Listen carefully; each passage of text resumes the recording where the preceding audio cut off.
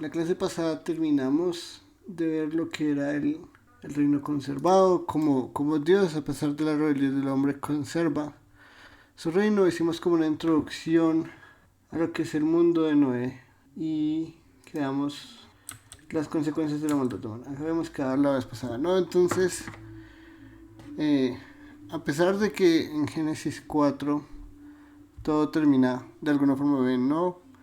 En Dios dando un sustituto para reemplazar a Abel y que de esa forma la dinastía del reino que era prometida pues fuera conservada y el reino de Dios se mantuviera en la historia humana.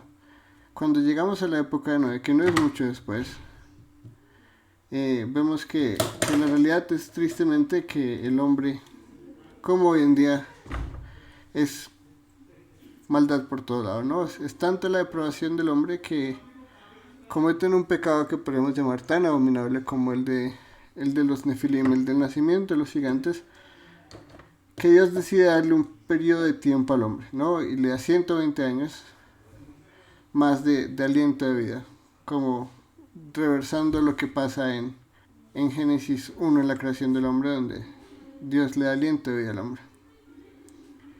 Eh, y después de ver toda esa maldad, vamos a ver las consecuencias de la maldad humana, ¿no? Porque así como Yahweh es un Dios que es lento para la ira y grande en misericordia, aún así tiene ira, ¿no?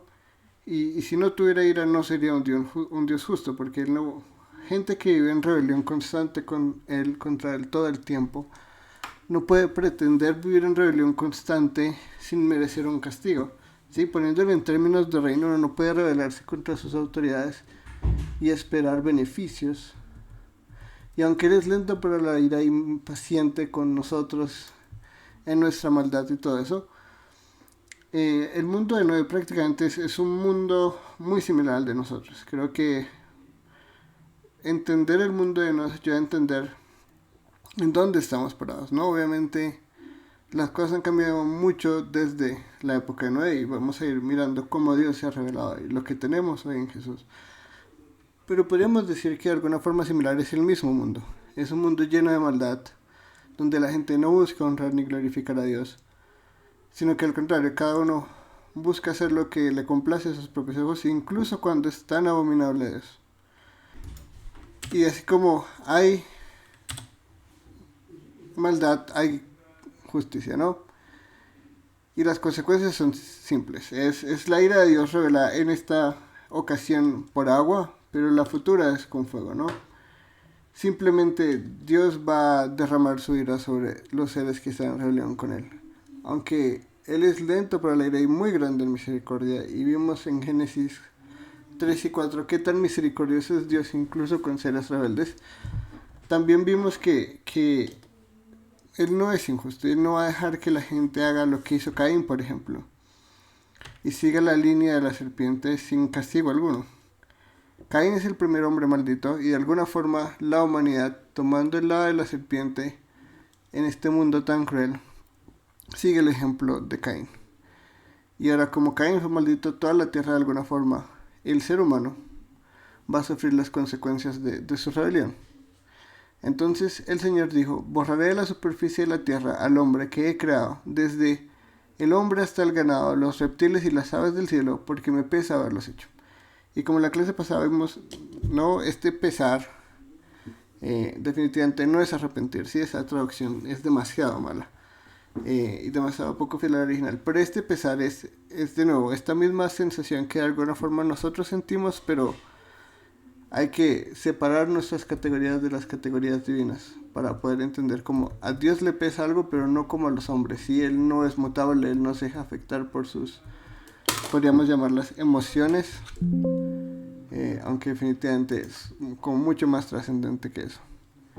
Eh, pero sí, definitivamente Dios no va a dejar, ni en la época de Noé, ni en la época de nosotros, que la gente viva como quiere sin consecuencias. A veces parece así, ¿no? Eh, el autor mismo de Hebreos lo dice una vez, ¿no? Pareciera que Dios no estuviera en control de todo, pareciera que este mundo fuera caótico, sin control, toda la gente es mala, hay robos por todo lado, hay peligros por todo lado. Uno de alguna forma no puede vivir una vida tranquila y se pregunta ¿dónde está Dios?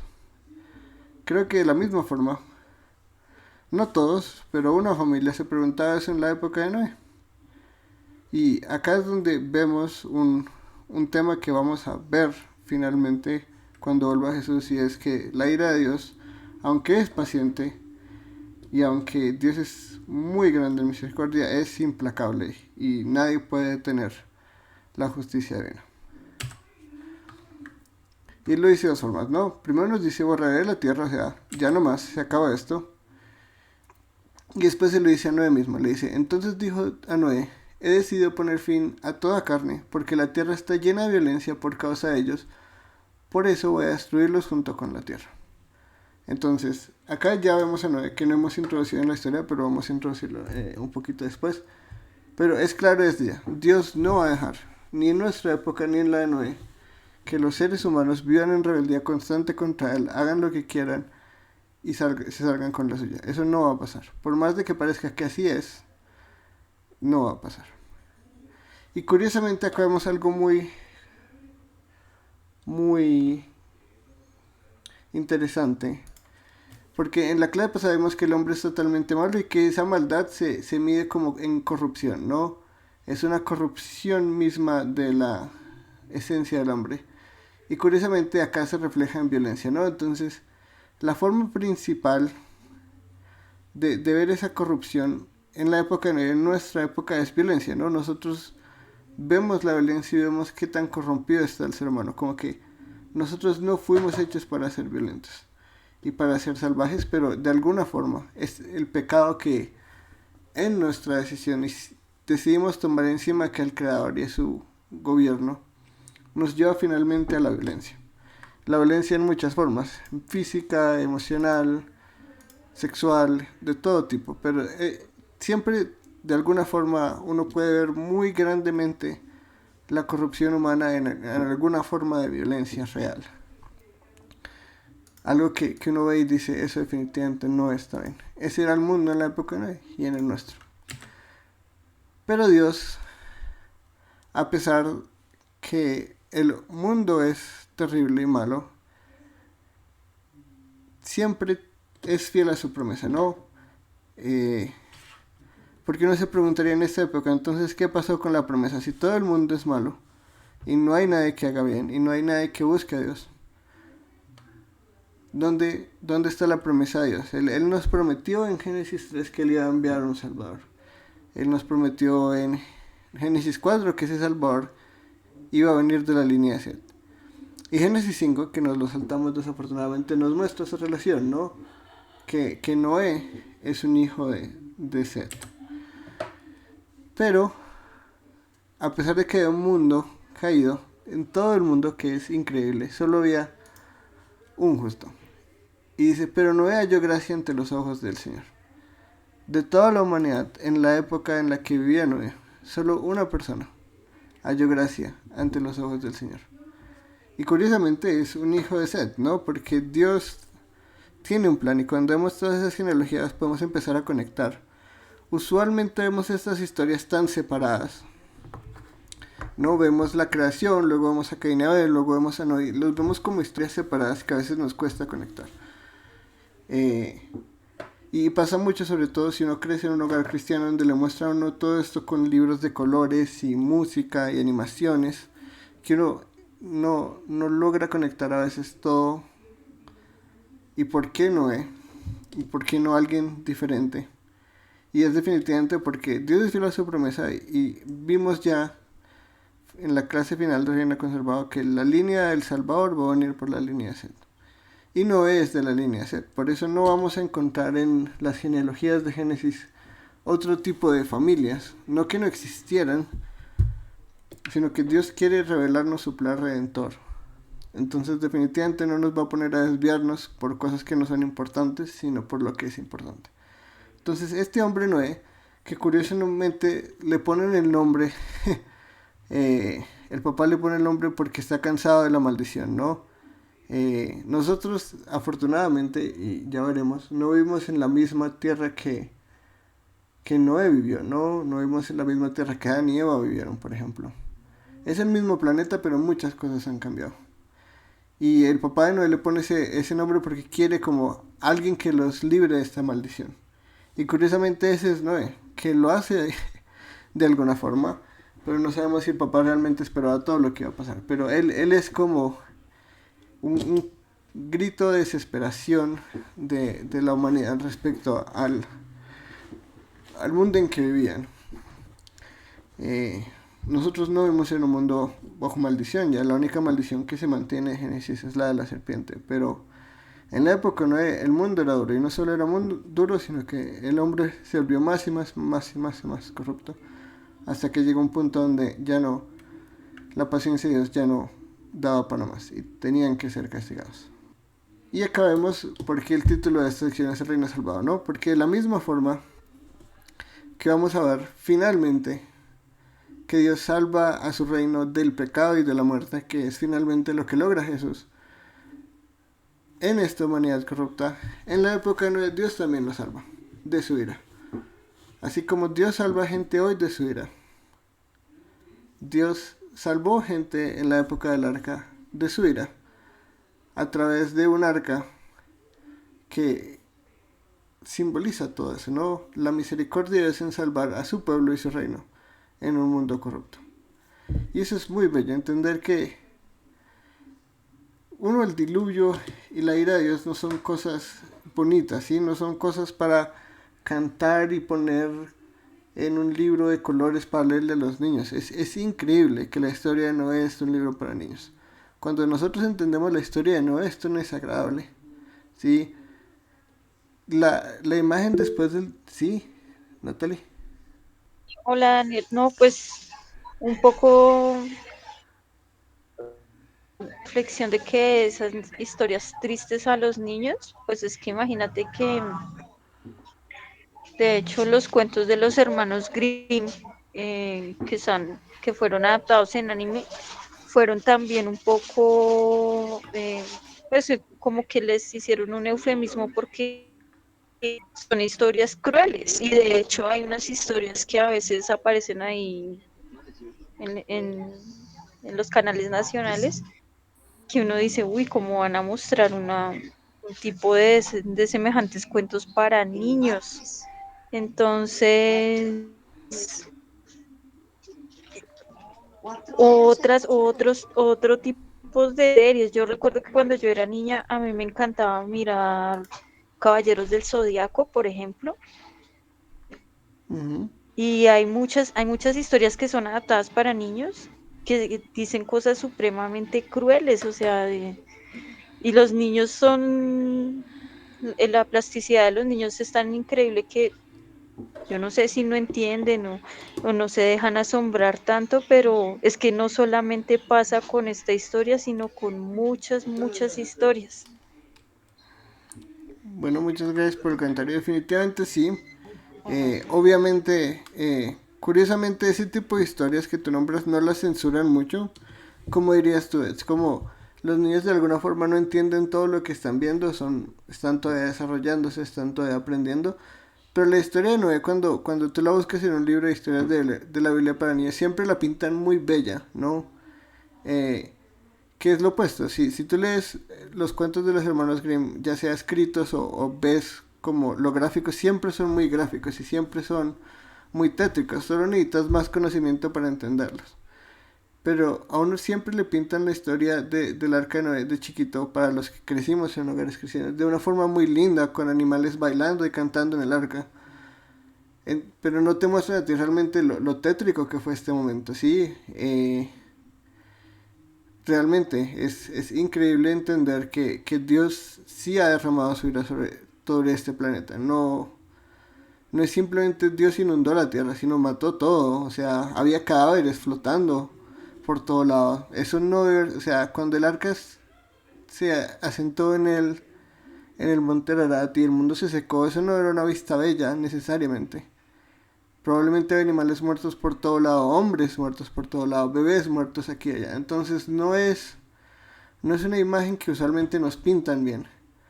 Eh, Pero sí, o sea, cuando vemos el diluvio en sus dimensiones reales, podemos entender, por ejemplo, lo que el infierno será, ¿no? No es un lugar donde simplemente la gente va a, a ser castigada, pero están los amigos y la van a pasar chévere. No, es el derramamiento de la ira de Dios últimamente sobre la humanidad. Esto ni siquiera es la ira de Dios totalmente derramada. Es solo una imagen, una sombra de lo que va a venir. Eh, pero sí, definitivamente, en ese punto sí, definitivamente hay muchas cosas que no deberíamos mostrarle a los niños. Pero hay cosas que deberíamos dejar de pintarlas como algo bello, ¿sí? Porque el punto principal del diluvio es la ira de Dios, no el arca y los animalitos. Porque Dios es el que salva a Noé. Noé no se salva a sí mismo.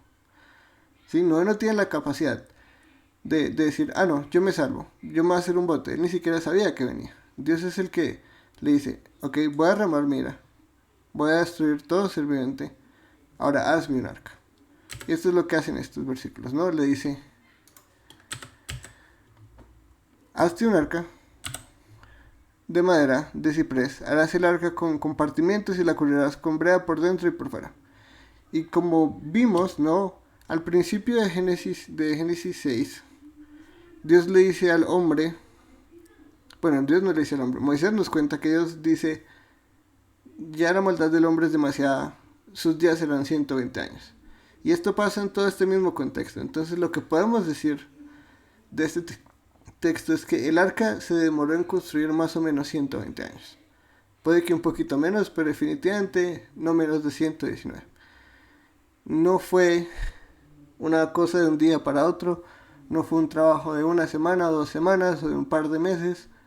Fue un trabajo bastante arduo, o sea, no es una arca pequeña. Obviamente no incluye el pasaje de las dimensiones, eh, pero a veces no, las críticas es como alguien podría construir un arca, sí, sin tecnología y todo esto. Pues con 120 años de tiempo, incluso con la tecnología de la época, que no sabemos cuál tenían, porque el hombre nunca ha sido irracional o bobo o ignorante, pero sí aprendió a desarrollar más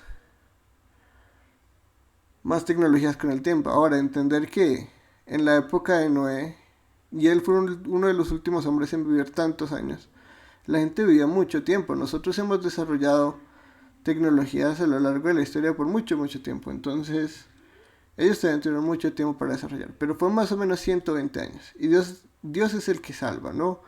Dios es el que es misericordioso y fiel a su promesa. El hombre no pone nada, ¿sí? El hombre solo cree en la promesa divina. Y finalmente, pues este es el hecho salvífico, ¿no? Entonces, Noé entró con él y con sus hijos, su mujer y las mujeres de sus hijos. Y acá es donde vemos, creo que, la misericordia de Dios, ¿no? Porque nunca nos dice en el pasaje que su mujer, las mujeres de sus hijos y sus hijos hallaron favor o gracia ante los ojos de Dios. Solo Noé. Y aún así, él es fiel a su promesa y él sabe que él debe traer el reino de Dios a la tierra a través del Mesías futuro. Y por eso salva no solo a Noé, el justo, sino a su mujer y sus hijos, y las mujeres de sus hijos. De los animales limpios y los animales que no son limpios, de las aves y de todo lo que se arrastra sobre la tierra, entraron de 2 en 2 con Noé en el arca, macho y hembra, como Dios había ordenado a Noé. Aconteció que a los 7 días las aguas del diluvio vinieron sobre la tierra. Y acá, de nuevo, Dios salva a esta gente misericordiosamente, porque ni Noé ni nada de los que entran al arca con Noé realmente lo merecen. Así como Adán y Eva no merecían misericordia, estas personas tampoco lo merecen. Pero Dios es misericordioso y fiel a su promesa.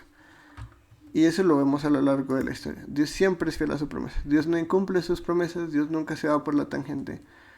Pero es Dios el que salva, y salva misericordiosamente a Noé y a su familia. ¿Sí? Sí, Daniel, quería preguntarte en el versículo anterior, ¿por qué no halló gracias a porque en el versículo anterior, no sé?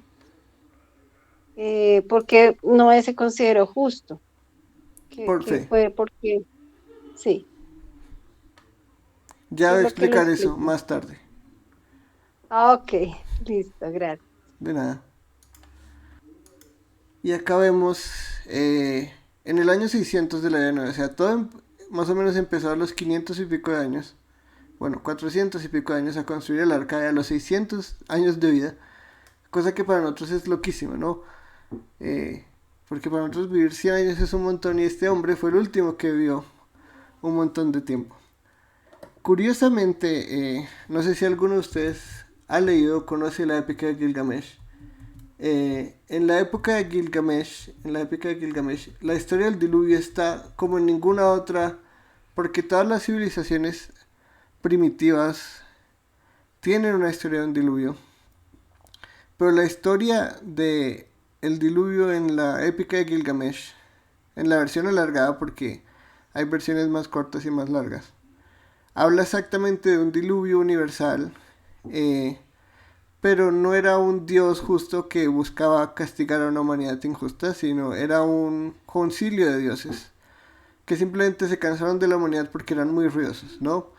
Y creo que Moisés intencionalmente cuando leemos la historia, si alguna vez quieren hacerlo, lean la historia del diluvio de Gilgamesh y la de Noé en Génesis, como Moisés intencionalmente creo que busca corregir todas esas concepciones mitológicas que han sobrevivido al diluvio por tradición, pero que se han adaptado a cada civilización. Principalmente creo que la épica de Gilgamesh, porque era una obra muy propagada en lo que es el Medio Oriente y muy conocida. Pero también habla de una paloma, de un cuervo y unas ramas, es muy curioso. Creo que mucha gente obviamente dice que Moisés se basó en la épica para hacer esta historia, pero creo que es mucho más obvio entender que si hay una tradición, que todo esto de alguna forma se pasó oralmente con el tiempo. Y fue como un teléfono roto, ¿no? Todo, sobre todo cuando pasan miles de años, va cambiando bastante.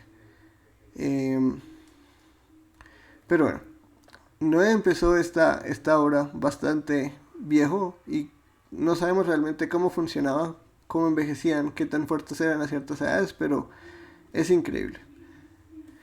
El mes segundo, a los 17 días del mes, o sea, todo esto es muy histórico, ¿sí?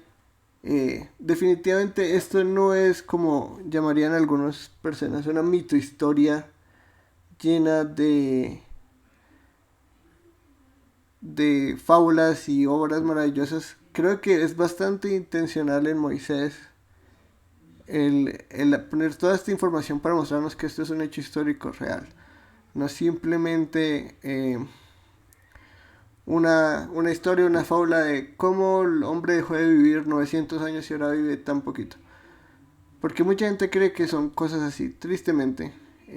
De nuevo, creo que van con presuposiciones a la Biblia de lo que la ciencia nos dice, de lo que creemos hoy en día, estándares del siglo XXI, y no podemos concebir todas estas cosas que son hermosas, pero creo que son muy reales. En ese mismo día se rompieron todas las fuentes del gran abismo y las compuertas del cielo fueron abiertas. Entonces, acá vemos que el diluvio no simplemente fue que llovió y llovió y llovió y ya, no. Prácticamente lo que nos está diciendo acá es que por abajo y por arriba, por todo lado, el agua empezó a salir y empezó a cubrir todo.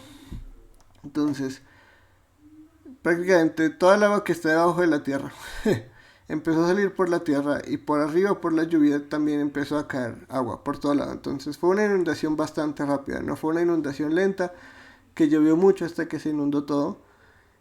No, como en el hecho de la creación acá no va a defender científicamente el diluvio literal, pero creo que hay bastantes ministerios que lo defienden muy bien. El hecho científico histórico del diluvio, pero es evidente en el texto que Moisés ve esto como un hecho histórico real. Acá no está intentando contar una épica ni una fábula, está contándonos la misma historia que nos va a contar con Abraham, con Isaac y con Jacob. Pero sí es un diluvio universal. Hay gente que cree que esto fue un diluvio local en Medio Oriente, pero la evidencia científica, por ejemplo, en América, el Gran Cañón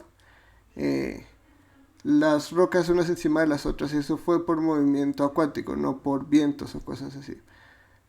Uno de los muchos ejemplos. Si quieren más al respecto, si les encanta como ver la evidencia científica de la creación y el diluvio, luego nos avisan y yo incluyo eso en el drive. Pero bueno, entonces por abajo y por arriba, por todo lado, de un momento a otro, cayó agua y salió agua de todo lado.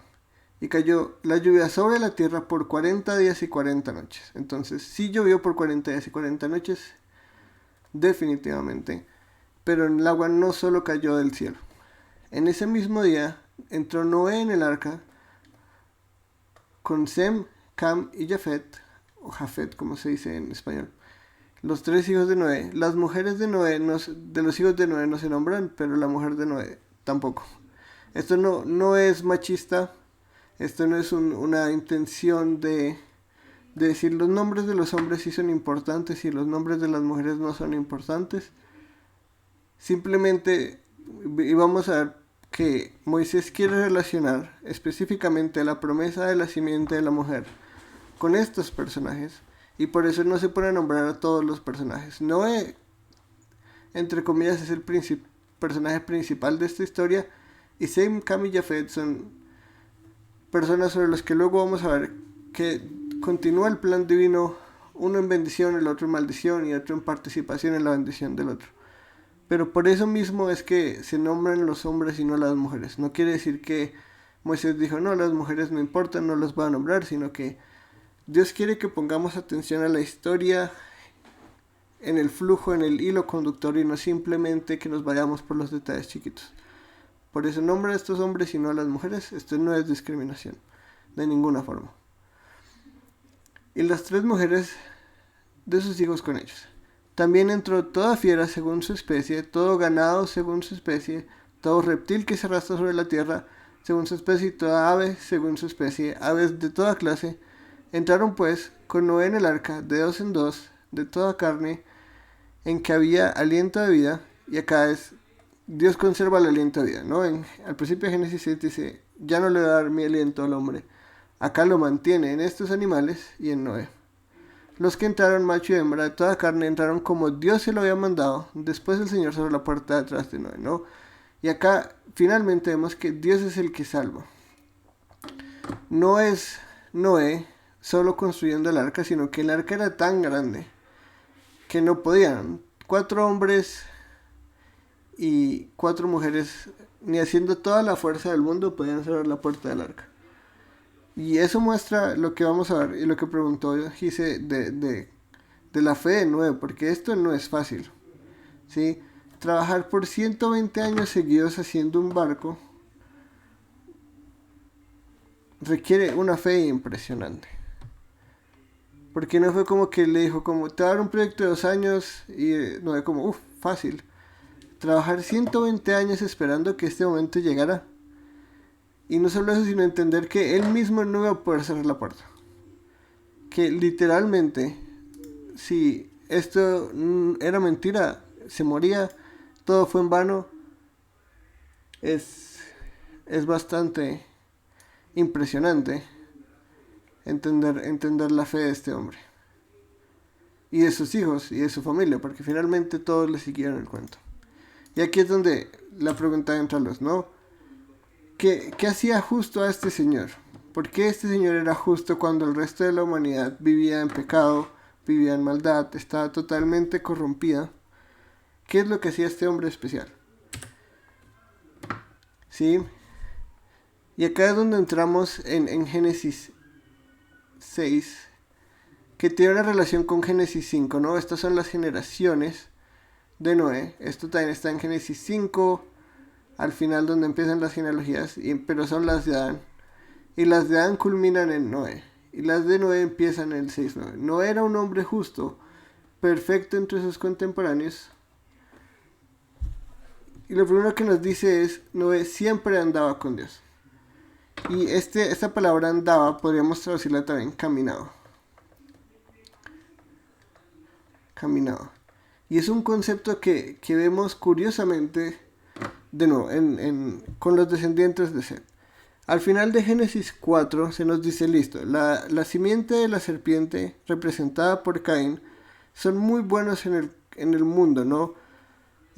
Son los primeros que forman campamentos, o sea, podemos decir las primeras ciudades, son los primeros músicos, o sea, tienen muchas cosas que en este mundo nosotros celebramos, ¿no? Un músico prodigio a nosotros nos encanta, etcétera, etcétera, pero al mismo tiempo son los primeros polígamos, son los primeros asesinos. Ahora no asesinan simplemente por odio, sino que ahora asesinan porque se les da la gana. Los descendientes de Set, siguiendo la promesa de Dios, son los adoradores de Yahweh, ¿no? Ellos mantuvieron la adoración. Y de generación en generación, en medio de lo que podemos decir que es Adán y Noé, hay un personaje muy curioso, que es Enoc, ¿no? Enoc, curiosamente, también decía que siempre caminaba con Dios, ¿no? Y caminó por él 300 años. Y luego Dios se lo llevó, porque dijo, ya estás más conmigo que para allá, entonces venga, lo llevo a mi presencia, sáltese toda la vida. Curiosamente, todo esto pasa es por la simiente de Set, que es la simiente de Adán y Eva, que es la simiente de la promesa, ¿no? Entonces, a través de sus generaciones, estos adoradores, aunque tristemente no todos siguieron en la verdadera oración, sí transmitieron de generación en generación el mensaje de adoración a Yahweh, ¿no? ¿Cómo se adora al Dios que nos creó? ¿Cómo se adora al gran creador, al Dios del pacto? Y eso se transmite de generación en generación hasta Noé. Y Noé entiende la revelación divina, aunque no está escrita, no hubo como registro histórico de lo que pasó en el jardín. Adán no escribió nada, ni Eva escribió nada, ni Abel escribió nada, ni Set escribió nada.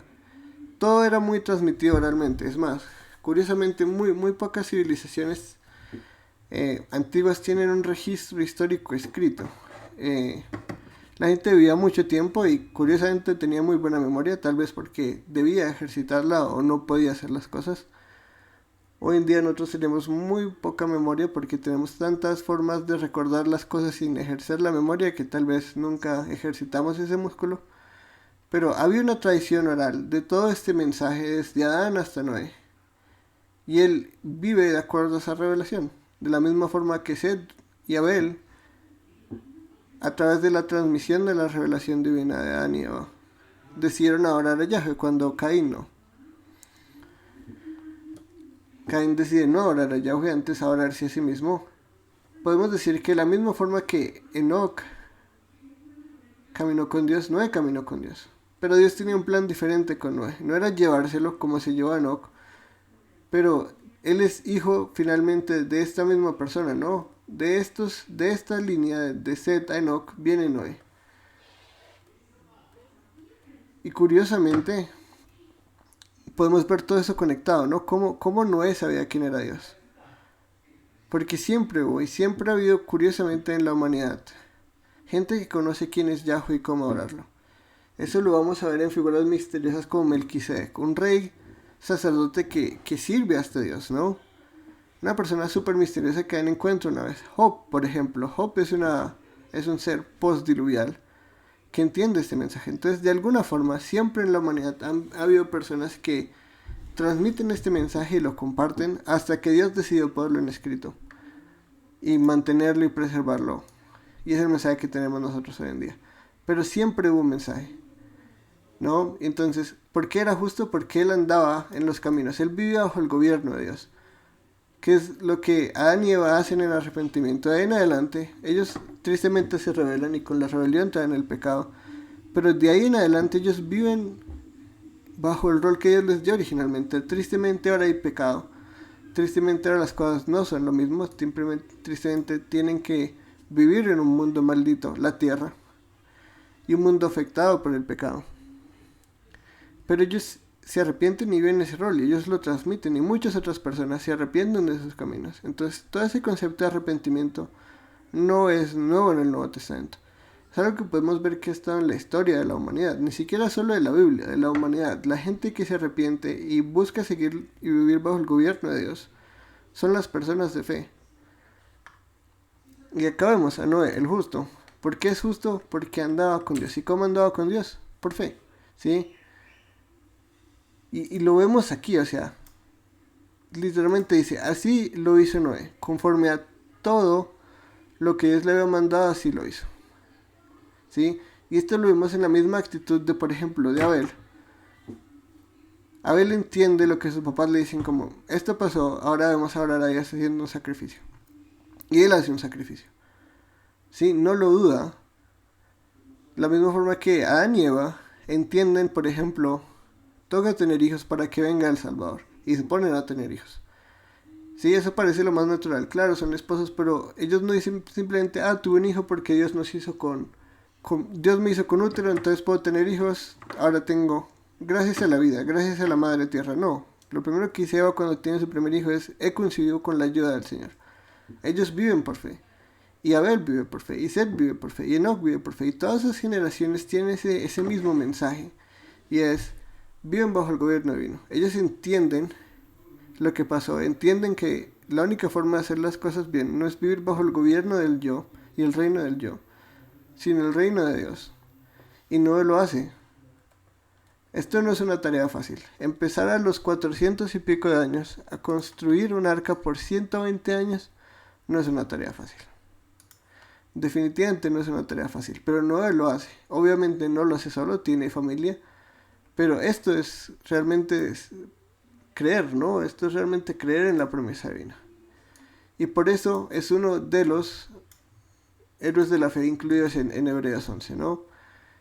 No quiere decir que no había gente antes de Noé que viviera por fe. El autor de Hebreos incluye a Abel, pero no es como que le hicieron una lista extensiva de todas las personas que han creído por fe en la humanidad. Pero el autor de Hebreos nos dice, por fe Noé, siendo advertido por Dios acerca de cosas que aún no se veían,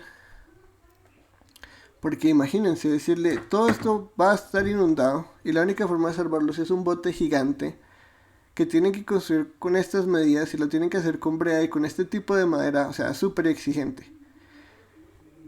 Porque si no, van a perecer con los demás. Con temor reverente preparó un arca para la salvación de su casa y con su casa el reino de Dios, por la cual condenó al mundo y llegó a ser heredero de la justicia que es según la fe. Entonces, finalmente, ¿por qué era justo Noé? De la misma forma que Adán y Eva fueron justificados después de su caída, de la misma forma que Abel fue justificado en su caída, de la misma forma que todos nosotros hoy en día somos justificados, y es por fe. Esto no es algo que se inventó Pablo en el Nuevo Testamento, ni que se inventó Jesús. Esto es la forma en la que Dios salva. Dios salva a personas que creen en Él y viven bajo su autoridad y sus mandamientos y su gobierno. No hay ninguna otra forma. Por obras nadie nunca ha sido salvo y nadie nunca será salvo. Eso es un hecho histórico. Pero acá está la respuesta a tu pregunta. ¿Por qué era justo Noé? Por fe. Por fe en Dios, en su revelación, en la tradición que él tenía de este Dios y en finalmente la fe última, que es construir el arca. El arca que los iba a salvar de algo que nunca había pasado y que ni siquiera habían visto. ¿Eso responde a tu pregunta? Sí, claro. Claro que sí, Perfecto. gracias. De nada. Entonces acá de nuevo vemos toda la misericordia. Noé no merece, la salvación es totalmente gracia, pero con la salvación de Noé también podemos decir que es la salvación de su casa. ¿Y cuál es la casa de Noé? La casa de la promesa, podríamos llamarla así, la casa del reino de Dios, la dinastía de la simiente de la mujer. Se culmina en Noé y en su descendencia después de él. Tristemente, así como Dios es misericordioso, Dios también vimos, ¿no? Tiene una gran ira. Y lo más triste de todo es que de la misma forma que Caín les ofrecía salvación, les ofreció la oportunidad de hacer las cosas bien, de arrepentirse, de hacer un sacrificio como su hermano. Lo rechaza la humanidad también, toda la humanidad, no solo un hombre, sino toda la humanidad rechaza la salvación de Yahweh, ¿no? Y esto lo vemos Segunda de Pedro 5. Dice, tampoco perdonó al mundo antiguo, sino que guardó a Noé, un predicador de justicia, y esta palabra también podría traducirse como heraldo, con otros 7, cuando trajo el diluvio sobre el mundo de los impíos, ¿no? Entonces, Dios nunca va a perdonar iniquidad, ni en nuestra época, que en los últimos días, ni como lo llamaría Pedro, el mundo antiguo. Pero guardó a Noé y a otros 7 con él, pero curiosamente lo llamó un predicador de justicia. Y no es el único comentario, podríamos decir, de Génesis que lo vea así.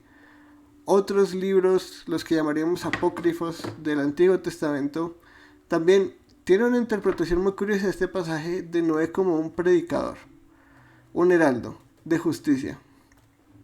Y basado en esto podemos decir que por 120 años Noé predicó salvación.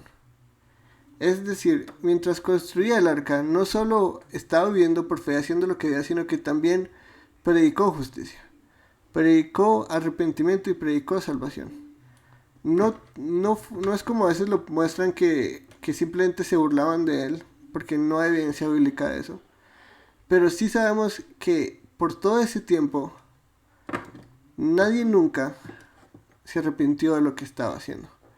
En todo ese tiempo Noé, un heraldo, ya sea que lo haya hecho con palabras claras como viene un diluvio, arrepiéntanse, no sabemos qué predicó, no sabemos cómo lo dijo, pero lo que este texto nos muestra es que de alguna forma Noé en su época, a través de su obra y palabras, no sabemos cuáles, mostró lo que venía y la gente no quiso arrepentirse.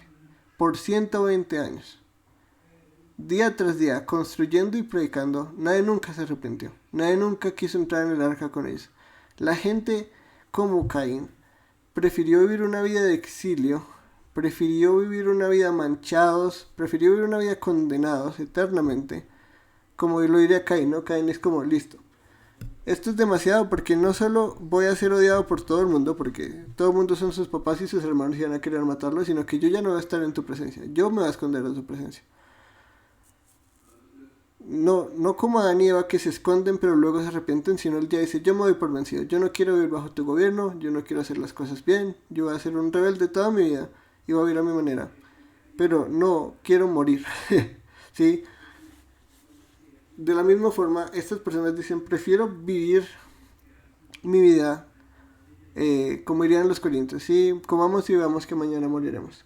Esa es la misma actitud de estas personas. Ya se va a acabar el mundo, perfecto. Entonces descualquiérémonos, volvámonos aún peores, que es igual todos nos vamos a morir. No sabemos realmente qué actitud tenían, pero definitivamente no era una de arrepentimiento, sino era una de rebeldía total. Toda la humanidad, no sabemos cuántos millones, pero yo estoy seguro que millones de personas, ninguna se arrepintió. Y esa es una realidad increíble, ¿no? Que no importa qué tan cierto sea algo, la gente realmente a veces prefiere su estilo de vida totalmente rebelde, mundano y lleno de maldad que someterse a Dios. Para ellos eso es inconcebible en su pecado. Y con eso finalmente viene el juicio de Yahweh sobre la humanidad. Ya mostró lo que iba a hacer, ya mostró su desprecio, lo que le pesa la maldad humana, la realidad del pecado y del pecador, que no son separables.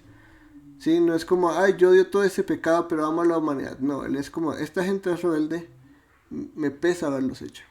Realmente me entristece ver cómo la gente vive en rebeldía. Incluso a pesar de que no solo es misericordioso con Noé y su familia, sino que por 120 años, a través de Noé, predica. Y nadie, nunca se arrepiente. Ni uno. Eso es impresionante. Y ahí es donde vemos que no solo el diluvio no es un juicio exagerado, porque realmente es lo que merecemos, en nuestra rebelión y nuestra maldad. Sino que ese es el corazón humano. Lo mismo que le dirá Jesús a los fariseos en algún momento. Ustedes no quieren creer porque no quieren creer. Ustedes no creen porque no quieren creer, perdón.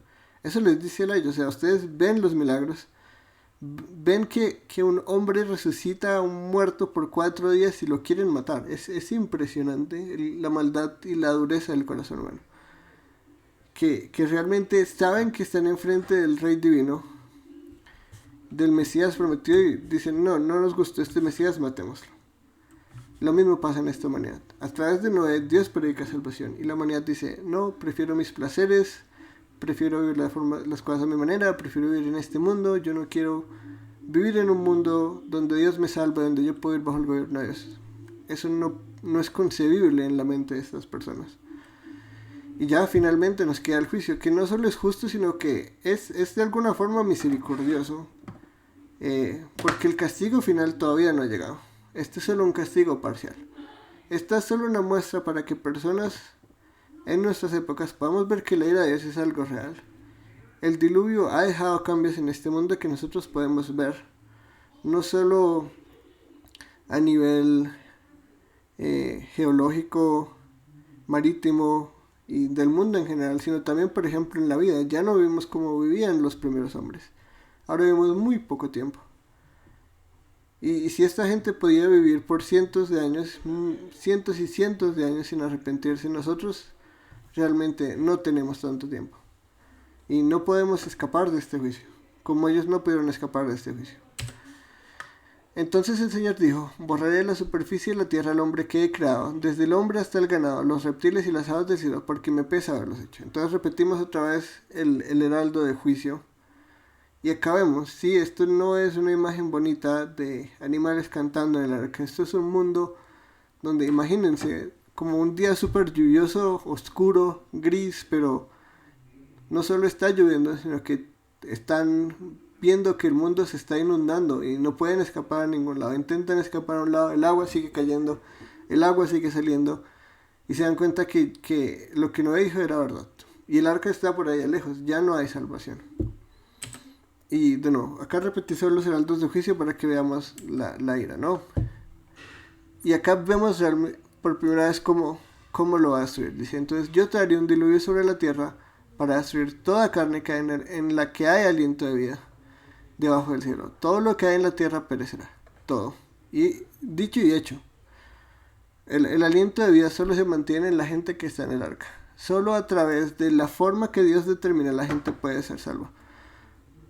Acá no hay pluralismo. Cero. Es más, no sabemos ni siquiera si la gente intentó hacer botes para sobrevivir. Probablemente había botes, pero el agua era tan certera que realmente probablemente el arca era el único bote capaz de sobrevivir la destrucción tan severa. Dios da vida, Dios la quita, Dios es justo y Dios preserva misericordiosamente a quien Él quiere, y nadie le puede decir de otra forma, porque la gente es rebelde conscientemente. No es rebelde porque no sabe, porque nace en pecado. No, la gente no quiere creer. La gente no quiere ser salva. La gente no quiere entrar en el arca de salvación de Dios. Esa es la realidad de este mundo. Y esa es la realidad del mundo en que vemos. La gente no necesita más evidencia. La gente no necesita más evidencia de lo que viene. Y acá vemos otra vez. Se rompieron todas las fuentes, el gran abismo, y las compuertas del cielo fueron abiertas, y cayó lluvia sobre la tierra por 40 días y 40 noches. Agua por todo lado. Y esta es una imagen que escogí como para intentar ilustrar esto. Sí, acá vemos el arca. Sí, y esto es como un retrato real. La gente se da cuenta que el loco de Noé que construyó un arca por 120 años, sí, tenía razón. Y la gente sabía quién era Yahweh, ¿no? De alguna forma esa tradición siempre ha estado así. El problema es que probablemente, como muchos, se volvió solo uno de tantos dioses, porque nosotros nos volvimos adoradores de ídolos. Entonces vino el diluvio sobre la tierra por 40 días, y las aguas crecieron y alzaron el arca, y ésta se elevó sobre la tierra. Las aguas se aumentaron y crecieron mucho sobre la tierra, y el arca flotaba sobre la superficie de las aguas. Las aguas continuaron aumentando más y más sobre la tierra, y fueron cubiertos todos los altos montes que hay debajo de todos los cielos. Las aguas subieron 15 codos por encima de los montes después que habían sido cubiertos. O sea, 6 metros del monte Everest, podríamos decir. Si es que el monte Everest realmente era el monte más alto en esta época. Pero imaginen, 6 metros de profundidad, casi 7 metros de profundidad por encima del Everest. Así de fuerte eran las aguas. Y no solo como no caían de abajo, sino que se movían desde la tierra con una fuerza tan tremenda que muchos montes se reubicaron. Por ejemplo, se hizo el Gran Cañón en el diluvio y los otros cañones parecían ser Gran Cañón. Eso es una fuerza de destrucción masiva. Esto literal, solo el impulso de las aguas haber matado muchos animales. Ni siquiera tuvieron que esperar a ahogarse. Otros sí, tristemente se ahogaron, pero la realidad es esta. Esto es un juicio real. Y este es el juicio que espera a todos los que escapan la salvación, porque Dios provee salvación. En esa arca probablemente caerán muchos más seres humanos y muchos más animales. Los animales simplemente Dios quiso conservar los que quiso conservar, pero ningún ser humano quiso entrar ahí, ninguno. Solo Noé y su familia. Y pereció toda la carne que se mueve sobre la tierra, aves, ganados, bestias y todo lo que se mueve sobre la tierra, y todo ser humano, todo aquello en cuya nariz había aliento de espíritu de vida, todo lo que había sobre la tierra firme murió. Y acá vemos de nuevo, no solo Dios es firme en su promesa de salvación, Dios es firme en su promesa de condenación. Él dijo, y perecerá todo, y todo pereció. Dijo, ya no habrá aliento de vida en el hombre, y ya no lo hay. Todo, absolutamente todo, excepto Noé y su familia, los animales que eran en el arca, que no eran marítimos porque eso sí vivieron rico del diluvio, pero todos los demás, todos ellos murieron. No quedó nada. Absolutamente nada. Es increíble ver que la ira de Dios es algo muy real y muy aterrador.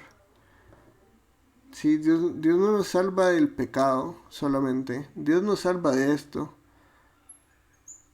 Es nuestra misma rebelión la que causa la ira de Dios y es nuestra misma rebelión la que nos impide nuestra salvación. No, nosotros no queremos esto.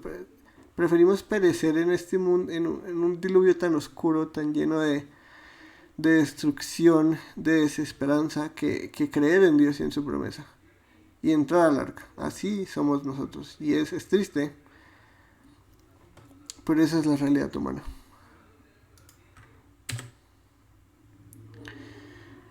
Y acá de nuevo lo pone en términos un poquito más certeros, ¿no? El Señor exterminó pues todo ser viviente que había sobre la superficie de la tierra, desde el hombre hasta los ganados, los reptiles y las aves del cielo fueron exterminados de la tierra. Solo quedó Noé y los que estaban con él en el arca. Las aguas prevalecieron sobre la tierra 150 días.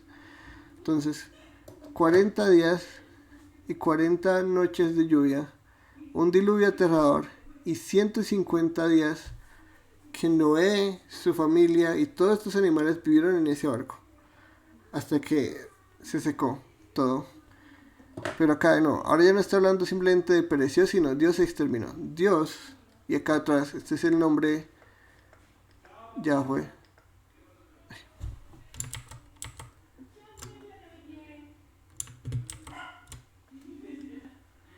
El mismo que tenemos acá. Él es el que extermina. Él es el que salva, Él es el que condena. El hombre no se condena a sí mismo, el Dios es juez, pero su juicio es justo. Acá nosotros no podemos ver esto y decir, uy, Dios es un exagerado, ¿por qué los pobres animalitos? ¿Ellos qué hicieron? Lo que Dios dice lo hace, y su juicio siempre es justo. Si no entendemos su juicio, nunca vamos a entender su salvación. Porque esto es lo que merecemos. Nosotros, como gobernantes, corona de la creación, nos separamos completamente de Él. Y no merecemos nada, nada de nada. Y cuando llega lo que merecemos, ahí sí nos quejamos. Ay, ¿cómo así? El diluvio, no, eso no es justo. ¿Cómo vamos a matar a todos esos hombres solo porque la gente era mala? Todos somos malos. Todos somos malos, exacto. Y todos merecemos una condenación mayor a esta. Esto es solo la sombra de la condenación que viene. Y en medio de todo esto, solo los que viven por fe son salvados de la condenación. Y esto no solo por fe en el diluvio, sino 150 días. Eso es más de medio año, o casi medio año, más de medio año. 6 meses, más de 6 meses, increíble. A la deriva, sin saber dónde estaban ni dónde iban. Increíble. Eso es misericordia. Y mucha fe, mucha fe. Entonces acá ya vimos como en general la misericordia de Dios en medio de un mundo malvado, la maldad del hombre y la ira de Dios. Ahora vamos a continuar con el segundo pacto, que es la primera vez que se utiliza pacto en la Biblia. En el curso de prolegómenos les hablé un poco al respecto de esto, pero acabo de profundizar muy en detalle sobre estos dos conceptos y lo que significa en este pacto. Entonces, de nuevo, karat brit, la expresión en hebreo, literalmente se traduce a cortar un pacto, y esta se utiliza siempre en el hebreo para iniciar un pacto. Acá es donde se inicia. Este es el comienzo de un pacto. Y hekim berit es establecer un pacto o poner un pacto en alto. Es decir, ya hay un pacto que ha sido cortado o iniciado, pero lo traemos a colación, o le agregamos cosas, o le agregamos cláusulas, o un pacto que ha sido previamente quebrantado es restaurado, pero hay un pacto inicial. Y eso es lo que vemos en este pacto. Y por lo que creo, hay otra evidencia para un pacto creacional o un pacto con Adán. Y es que la expresión que Dios utiliza en este pasaje es hekim berit. Dice Dios, pero estableceré mi pacto contigo, le dice a Noé, ¿no? ¿Qué pacto? Si este no es el primer pacto, sino solo es algo que estamos poniendo en alto, es decir, algo que estamos de alguna forma, podemos decir, restauraré. ¿Qué pacto? El pacto que ha sido roto, o sea, el pacto con Adán. ¿Y cuál es el pacto con Adán? Que somos reyes, siervos e hijos de Dios. Ese es el pacto con Adán. ¿Qué pasó con ese pacto? Lo rompimos, sí, y fue corrompido. Y solo por el linaje de Set se conserva, pero ahora tenemos que el pacto adánico y el pacto noético son el mismo pacto. Estos dos no son dos pactos diferentes, sino que acá empezamos a ver la primera conexión con los pactos. Estos dos son el mismo pacto. Al entrar en el arca y vivir bajo el gobierno de Dios y tomar la decisión de servir y vivir por fe, Dios iba a restaurar o establecer el pacto que inicialmente había hecho con Adán y que Adán quebrantó en su rebelión con Noé. Entonces, ¿cómo continúa esta dinastía de la promesa? Con Noé, y con un pacto, podemos decir, renovado, porque no es un pacto nuevo. Cuando está hablando de establecer un pacto, está diciendo, hay algo que ya había antes, y lo hizo con Adán, y ahora lo va a hacer con Noé. Y esto es increíble, porque Noé y Adán, curiosamente, podemos decir que Noé va a ser lo que podemos llamar un segundo Adán. Y eso es lo que vamos a estudiar principalmente con el pacto noético. Dios va a establecer un pacto, el mismo pacto que hizo con Adán, lo va a restaurar con Noé. Y aquí es donde la promesa tiene esperanzas, porque ya no hay un pacto quebrantado, sino hay un pacto restaurado.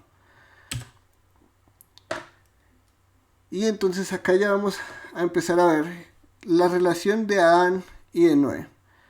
Este estudio lo hizo un teólogo que se llama Bruce Watke, y hace una relación entre las 7 fases de la creación y las 7 fases del diluvio como una nueva creación. Entonces, desde acá vamos a ver que de la misma forma que Dios crea al hombre en 7 días, y en 7 días todo es completo, y el número 7 se va a volver algo de un símbolo de que algo está completo, algo está finalizado.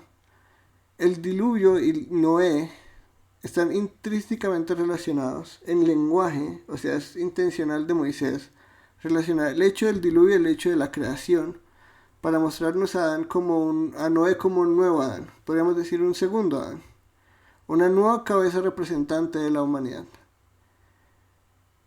a través de la que Dios hace un pacto, y este lo hace a través de 7 fases, de la misma forma que hay 7 días hay 7 fases. Entonces, ¿cómo funciona esto? Entonces, la fase 1, que es la precreación. Así como el Espíritu de Dios se movía sobre el abismo, en Génesis 1:2, Dios envía un viento sobre las aguas devastantes para renovar la tierra. Entonces, Génesis 1:2 tenemos las palabras tierra, abismo, espíritu, y acá este es el espíritu de Dios, la palabra ruach, que es la misma que utiliza para aliento o para viento, y aguas. Y acá tenemos en Génesis 8, 1, la segunda parte del 1 y la primera parte del 2, las palabras viento, ruach, tierra, aguas y abismo. Entonces utiliza las mismas palabras en ambos. O sea, quiere hacer una conexión Moisés entre lo que pasa en medio del diluvio, el proceso del diluvio y la creación. Entonces podemos decir que el tema de nueva creación no es algo que se inventan los autores del Nuevo Testamento, ni los profetas post-exílicos ni pre-exílicos, sino que es un tema que Dios ha iniciado podemos decir, desde la caída del hombre. En 7 días Dios completa un mundo perfecto, Dios pone un hombre, pero el hombre quebranta su pacto, se revela. Y de ahí empieza una obra de Dios, podemos decir una nueva creación, de restaurar el mundo a través de fases. Y la primera fase es el diluvio como condenación, pero también como una nueva creación. Y así lo vemos en estos pasajes, ¿no? Entonces, tenemos Génesis 1:2. Y la tierra estaba sin orden ni vacía, y las tinieblas cubrían la superficie del abismo, y el Espíritu de Dios se movía sobre la superficie de las aguas. ¿Qué pasa en Génesis 8, la mitad del 1 y la primera mitad del versículo 2? Y Dios hizo pasar un viento, de la misma forma que su espíritu estaba sobre las aguas, sobre la tierra, y decrecieron las aguas y las fuentes del abismo, ¿no? Entonces, el diluvio cesa, pero el mundo ya no es como antes. Dios quiere que pongamos en nuestra imagen la nueva creación, o el mundo en el que vivía Noé, como algo nuevo. Por eso es que hoy en día, por ejemplo, no existe el jardín del Edén. El jardín del Edén fue destruido en el diluvio. No tenemos acceso a él, eso ya está perdido. Ir a buscarlo por allá, Medio Oriente, en medio de los ríos nombrados en la Biblia, es una búsqueda de fantasmas. Pero esto que sucede post-diluvio no solo simplemente es la restauración de la humanidad en el mundo, con Noé como cabeza pactal de un nuevo Adán, sino una nueva creación. Lo que está pasando cuando el arca reposa, Moisés nos está diciendo, esto es algo nuevo. Y es verdad, en muchos sentidos, sino en casi todos, porque vivimos en el mismo planeta. Nosotros no caminamos las mismas tierras que Adán iba a caminar. El mundo cambió totalmente. Sí, hay lugares que llamamos igual a los que se llamaban en esa época, pero nosotros no vivimos en el mundo de Adán y Eva. Y no vamos a vivir en el mundo de Adán y Eva. La verdad es que cuando todo se ha hecho nuevo, esto va a ser como una sombra. Pero este tema de nueva creación no empieza por allá lejos con Israel, empieza desde la creación, restauración del mundo a través de la rebelión del hombre en el diluvio. Entonces acá podemos ver también misericordia, ¿no? Dios está haciendo todo nuevo. Dios establece un pacto con Noé, un nuevo Adán, en un mundo nuevo, podría decirse. Y eso debe ser una experiencia muy loca para ellos, porque realmente vivieron en dos mundos completamente diferentes. Completamente diferentes. Pero entonces tenemos la fase 1, precreación y precreación en Génesis 8. Luego tenemos fase 2, el segundo día. Así como Dios inicialmente dividió las aguas de las aguas, Dios junta las aguas de nuevo, restableciendo los límites entre el cielo y la tierra, ¿no? Entonces, la separación de las aguas es la división entre lo que conocemos nosotros como el cielo y lo que es la tierra, ¿no? El mundo celestial, no de divinidad, ese es el tercer cielo, pero el primer cielo, podríamos decirlo. Eso es lo que significa en Génesis 1, la separación de las aguas, los límites del cielo y la tierra. Esto pasa de nuevo en Génesis, ¿no? Entonces, Génesis 1, 6, 8 utiliza las palabras aguas y cielo, y Génesis 8, 2, la segunda parte, también utiliza las palabras cielo para darnos a entender este mensaje. Entonces, dice así: entonces dijo Dios, haya expansión en medio de las aguas y separe las aguas de las aguas. Dios hizo la expansión y separó las aguas que estaban debajo de la expansión de las aguas que estaban sobre la expansión. Y así fue. Y Dios llamó a la expansión cielos, y fue la tarde y fue la mañana del segundo día. En Génesis 8, la segunda parte del versículo 2, dice, y las compuertas del cielo se cerraron y se detuvo la lluvia del cielo. ¿Sí? Entonces, Dios pone límites en Génesis 1, 6, 8 y acá también pone límites en todo. Lo que antes había sido unido por el diluvio, ¿sí? No sabemos realmente cómo. Es que eso es una imagen muy loca de imaginar. 6 metros, 7 metros casi por encima del Everest. Realmente qué tanto se veía el cielo, qué tan cerca se veía todo. Pero es algo muy loco. El punto es que Dios une todo eso de nuevo para castigar al hombre, pero luego lo separa de nuevo. Entonces pone unos nuevos límites. No los mismos que estaban en la primera creación, podríamos llamarlo, sino en esta, entre comillas, segunda creación. Pone unos nuevos límites. ¿Sí, Natalie? Pues es que, perdón, estaba pensando en que antes del relato de que Dios decidió traer juicio con agua, Uh-huh. se menciona que de la tierra subía un vapor. Entonces, me causa la inquietud de que sobre la atmósfera, cuando nosotros nos preguntan por qué el cielo es azul, no sabemos realmente qué decir, pero eh, rápidamente nos damos cuenta de que básicamente es por los gases y por la atmósfera que Uh-huh. cubre la Tierra, ¿no? Entonces, ahí yo lo que pensaba era, bueno, antes del diluvio no había lluvia, ¿sí? No había precipitación en la Tierra porque era un vapor el que salía. Uh-huh. Entonces, cuando en la creación Dios dividió las aguas de la tierra y las aguas del cielo, yo pensaba, bueno, ¿cómo era entonces la atmósfera, el cielo, antes del diluvio? Porque entonces da, me da para especular que no había nubes, que antes del diluvio no había nubes, sino hasta después del diluvio fue como la finalización de la creación de la atmósfera, porque desde después del diluvio fue que empezó a llover. Uh-huh. Bueno, no sé, es meramente especulativo, pero Bueno, respecto a lo de la lluvia, hay personas y hay comentaristas que creen que había lluvia antes del diluvio. Porque lo del vapor solo lo menciona en el jardín del Edén y es como Dios le da sustento a, o sea, como Dios siembra el jardín primero y hace que las plantas crezcan antes de que el hombre esté ahí para que el hombre tenga todo lo que necesita. Obviamente hay gente que cree que no había lluvia hasta el diluvio, hay gente que cree que sí, pero sea cual sea el caso, no tengo ni idea de cómo era el mundo de Daniel. Es más, es un mundo que no creo que ni siquiera vayamos a ver nunca. Sí, porque la nueva creación que nosotros vamos a vivir es completamente diferente a lo que ellos vivieron y el mundo que vivimos es completamente al que ellos vivieron. O sea, son realidades diferentes. Lo que se vivió en esa época para nosotros probablemente era una cosa mágica y loca. Demasiado, sí, o sea, demasiado irreal. No nos creeríamos cómo es si lo vemos. Yo creo que así de diferente era. Pero sí, o sea, todo eso es especulativo. Pero realmente es algo muy loco entender que es que muchas veces nosotros somos, pero ¿dónde está el jardín? ¿Pero dónde está esto y lo otro? Porque lo vemos en la Biblia, pero no en el mundo ahorita. Es que la realidad post-diluvio y prediluvio es del cielo a la tierra. Podríamos ponerlo así, ¿no? Es literalmente una nueva creación. Pero sí, todo eso es muy chévere. Gracias por el comentario, Natalie. Entonces tenemos la... vale, listo. Ya, gracias. Entonces, fase 3. Así como Dios separó la tierra seca y fértil del agua para sustentar la vegetación, así también la tierra seca emerge en etapas sucesivas de nuevo, ¿no? Entonces, tenemos en Génesis 9, del agua sale lo seco y aparece, ¿no?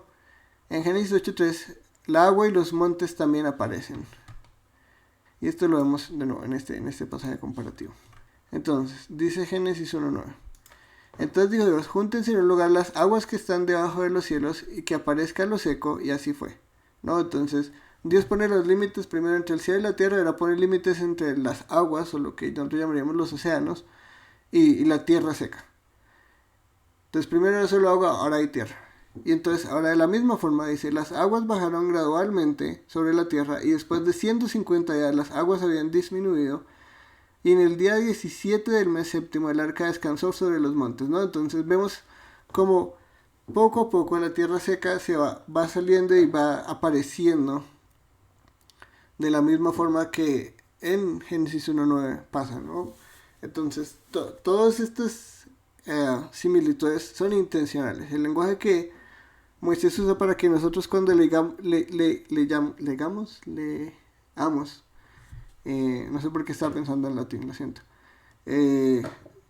Cuando leamos estos dos pasajes uno al otro podemos ver como, wow, sí, esto es creación. Dios está creando. Dios está creando algo nuevo. Y el propósito de eso es hacer algo nuevo. Y acá vemos algo muy bello, ¿no? Un nuevo Adán, a través de una nueva creación, va a ser lo que va a restaurar a la humanidad. Y esto es hermoso, porque esto lo vemos nosotros después de la cruz en el Mesías, en Jesús. Un nuevo Adán, a través de una nueva creación, va a traer finalmente la restauración de la maldición y de la caída del hombre y la rebelión del hombre. Todo esto está acá, esto está en Génesis, es impresionante, ¿no? Fase 4, quinto día. El cielo es hogar para las criaturas aladas como Dios lo declaró. El cielo es de nuevo, ¿no? Entonces Génesis 1, 20 y 23 dice que las aves vuelen sobre la tierra. Y 8, 6 del 12 está el cuervo y la paloma que ahora de nuevo están sobre la tierra. Y eso lo vemos en este pasaje. Este está un poco largo, voy a intentar relacionarlo sin perderlo mucho. Entonces dijo Dios, llénense las aguas de multitudes de seres vivientes y vuelen las aves sobre la tierra en la abierta expansión de los cielos, ¿no? Entonces ellos tienen libertad de moverse por los cielos tanto quieran. Y Dios creó grandes monstruos marinos y todo ser viviente que se mueve, de los cuales según su especie están llenas las aguas y toda ave según su especie, y Dios vio que era bueno. Y entonces nos dice Génesis 8, 16 al 12. Después de 40 días, Noé abrió la ventana del arca que él había hecho y envió un cuervo, o sea, un ave, que estuvo yendo y viniendo hasta ver que se secaran las aguas sobre la tierra. ¿No? Entonces, sobre la tierra se están secando las aguas. Después envió una paloma para ver si las aguas habían disminuido sobre la superficie de la tierra, pero la paloma no encontró lugar donde posarse. De modo que volvió a él el arca, al arca, porque las aguas estaban sobre la superficie de toda la tierra, ¿no? Entonces, las aguas todavía estaban, pero finalmente, dice, entonces Noé extendió la mano, la tomó y la metió consigo al arca. Esperó aún otros 7 días y volvió a enviar la paloma desde el arca. Hacia el atardecer, la paloma regresó a él, trayendo en su pico una hoja de olivo recién arrancada. Entonces Noé comprendió que las aguas habían disminuido sobre la tierra. Esperaron otros 7 días y envió de nuevo la paloma, pero la paloma ya no volvió más a él, ¿no? Entonces la paloma ya tomó vuelo. De la misma forma que antes tenían libertad de volar sobre la tierra, ahora que ya hay seco de nuevo, ellas pueden de nuevo, como en la expansión, en Génesis 1, 20 al 23, hacer lo mismo. 2 aves simbolizan lo que todas las aves tienen en Génesis 1 del 20 al 23. Luego tenemos la fase 5, que es similar al sexto día, ¿no? Entonces dice, las criaturas vivas del cielo y de la tierra son llamadas a salir del arca, así como Dios los llamó a existencia en su creación. Y tenemos las palabras, seres vivientes, ganados, animales de la tierra, animales salvajes, lo que se arrastra sobre la tierra. En Génesis 8 y 17 tenemos ser viviente, ganados, aves, animales, reptil, animales que se mueven sobre la tierra. Entonces, cuando Dios crea los animales es una cosa loquísima, porque Él le dice a las aguas que crea animales, le dice a la tierra que crea animales y la tierra crea animales. La palabra de Dios es algo impresionante. Entonces dijo Dios, produzca la tierra seres vivientes según su especie. Entonces Dios llama a través de su palabra a existencia de la nada, de la tierra, seres y se crean, ¿no? Entonces, que llama ganados, reptiles y animales de la tierra según su especie, y así fue, literal. Yo no sé cómo sucedió eso, pero de la tierra salieron animales vivos, bonitos, bellos, solo por la palabra de Dios. Y Dios hizo así las bestias de la tierra según su especie, y el ganado según su especie, y todo lo que se arrastra sobre la tierra según su especie, ¿no? Y Dios vio que era bueno. Ahora dijo, salga contigo todo ser viviente de toda carne que está contigo. Entonces del arca Noé llama a los animales afuera. ¿Y que llama? Aves, ganados y todo reptil que se arrastra sobre la tierra, para que se reproduzcan en abundancia sobre la tierra y sean fecundos y se multipliquen sobre la tierra. Salió pues, o sea, así como, de la misma forma. Y así fue. Dios le dice a Noé, llámalos y salen. Entonces salió pues Noé y con él sus hijos y su mujer, y las mujeres de sus hijos también salieron del arca, todas las bestias, todos los reptiles, todas las aves y todo lo que se mueve sobre la tierra. Entonces, cada uno según su especie, de la misma forma que en Génesis los animales fueron llamados a existencia. En este nuevo mundo los animales son llamados del arca a existencia, podría decirse, ¿no? Vienen a habitar este nuevo mundo y les dicen, ahora llenen la tierra. Los animales, antes le dijo esto a los humanos, ahora a los animales y a los humanos. Les dice que sean fecundos y se multipliquen. Entonces, tenemos la fase 6. La fase 6 es la reaparición de la familia nuclear. Y como vimos en la primera lección, bueno, no en la primera, en la lección del reino creado, la familia nuclear es la estructura fundamental del reino de Dios, ¿sí? Todos aquellos que se cargan la imagen de Dios como cabezas y únicos representantes de la raza humana, funciona como una repetición de la creación del Adán, ¿sí?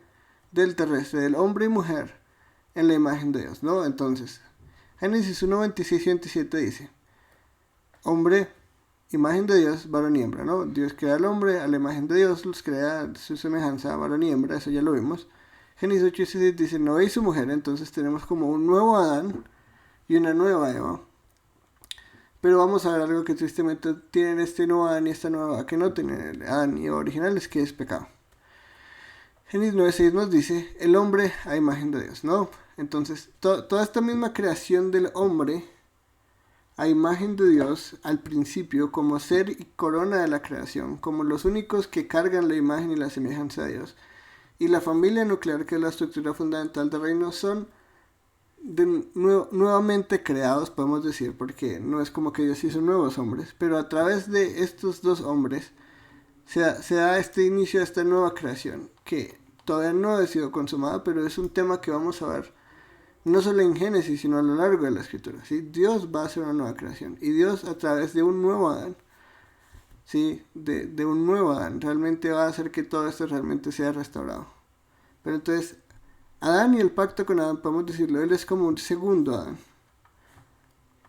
Entonces tenemos, y dijo Dios, hagamos al hombre a nuestra imagen, conforme a nuestra semejanza, y ejerza dominio sobre los peces del mar, sobre las aves del suelo, sobre los ganados, sobre toda la tierra, y sobre todo reptil que se arrastra sobre la tierra. Dios creó al hombre a imagen suya, a imagen de Dios los creó, varón y hembra los creó. Entonces Dios crea al ser humano varón y hembra para cargar su imagen y semejanza, y para que gobierne todo, ¿no? Entonces, de la misma forma le dice, sal tú y tu mujer, tus hijos y las mujeres de tu hijo, ¿no? Entonces, varones y hembras son como el Adán, ¿no? El hombre.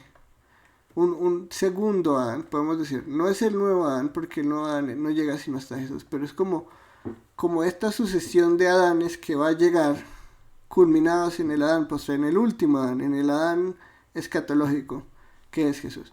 Pero entonces todo este tema de restauración a través de nueva creación por un nuevo Adán no es algo ajeno o únicamente algo que vamos a ver en el Nuevo Testamento, sino algo que vemos desde el Antiguo Testamento, y que los autores del Nuevo Testamento nos van a ayudar a entender a través de Jesús. Entonces dice, el que derrame sangre de hombre, por el hombre su sangre será derramada. Y acá está hablando como en estos conceptos de Adán, ¿sí? Acá estamos hablando de Adán y Eva como particulares, pero Adán como la raza humana. Entonces, de la misma forma que Dios creó al hombre varón y hembra para cargar su imagen, en esta nueva creación lo vamos a ver, pero tristemente por algo muy feo que es el asesinato, ¿no? El que derrame sangre, por el hombre su sangre será derramada, porque a imagen de Dios hizo él al hombre, ¿no? Entonces, como vemos en este nuevo Adán se restablece este pacto que es lo que conocemos como la imagen de Dios, ¿no? En Noé se restablece este pacto y por eso los hijos de Noé son como la descendencia de esta promesa, ¿no? Entonces la promesa pasa por genealogía de Seth, por Enoc, bla bla bla, hasta Noé. Y en Noé se restablece como este pacto, se restaura este pacto. Entonces ahora la imagen de Dios son estas 8 personas. Y ahora llega lo que es la pena capital, ¿no? Porque ahora hay reyes y sacerdotes de Dios, pero hay algo diferente. De nuevo, podemos decir que Noé es un nuevo Adán, no es un segundo Adán, pero tiene algo que el primer Adán no tenía y es pecado, ¿no? Entonces, tristemente vamos a ver que por más de que Dios haga algo nuevo, ¿sí? No sé si alguna vez ustedes se han preguntado como, ¿y si pudiéramos resetear la humanidad y poner sobre la gente que es buena persona? ¿Qué pasaría? Esto pasaría, ¿sí? Porque el problema todavía no ha sido resuelto. Dios ha hecho algo nuevo y ha restaurado su pacto, pero el pecado ya es parte del ser humano, ¿sí? Y lo vamos a ver tristemente solo un momento después, ¿sí? Noé es fiel y Noé hace un sacrificio y Noé adora a Dios, pero Cam, por ejemplo, no lo hace. Entonces, Dios sabe y entiende lo que va a pasar. Claro, el ser humano sigue siendo imagen de Dios y Noé y su familia, que son realmente los representantes de esta humanidad, de este hombre, no tienen el problema todavía últimamente pagado por no. Hasta Jesús esto no va a acabarse, ¿sí? Que el pecado y la muerte dominen el mundo en que vivimos. Pero ahora a sus reyes y a sus hijos uno no los puede matar porque sí. Porque vamos y entendemos que la corrupción termina en violencia. La corrupción de Caín, termina en el primer asesinato. Y eso no va a acabar simplemente porque Dios hizo un nuevo mundo. Porque aunque Noé es un nuevo Adán, no es una nueva creación real, en el sentido que no cogió un nuevo polvo y hizo un nuevo hombre sin pecado, sino que él es una cabeza representante de la humanidad ahora, como Adán lo fue. Pero el pecado sigue ahí. Y ya entendemos que la corrupción del ser humano termina en violencia y la violencia en asesinato. Y ahora Dios no va a tolerar eso. Ahora Dios da una nueva regla, ¿sí? Que es lo que nosotros llamamos la pena capital. Uno ya no puede matar a la imagen de Dios, ¿sí? A estos seres que cargan esta realidad divina de pacto como hijos y reyes de Dios sin consecuencias. Porque Dios hizo al hombre imagen de Dios y lo ha restaurado en este nuevo pacto. Ya esto no puede seguir así. Ya el diluvio fue una muestra de toda esa condenación y toda esa maldad. Dios no le dice a Caín pena capital, ¿sí? Dios no le dice a Adán pena capital. Tu hijo es un asesino, mátalo. No. Pero ahora en este mundo, que aunque es nuevo, bello, el mundo en sí, el hombre sigue con ese problema y va a seguir matando. Ahora ya no va a haber ese descontrol que hubo antes del diluvio. Sí, antes la gente mataba a izquierda, a diestra y a derecha y todo era violencia y posiblemente violaciones y cosas indescriptibles. Pero en especialmente el asesinato, algo que ya no va a ser tolerado. Uno ya no puede ir matando gente porque sí.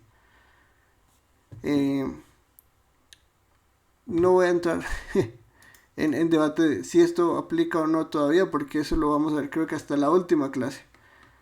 Pero en este momento, eso es una realidad. En esta nueva creación bajo Noé, esto es una realidad. La pena capital, podemos decir, hasta Jesús es una realidad mandada por Dios.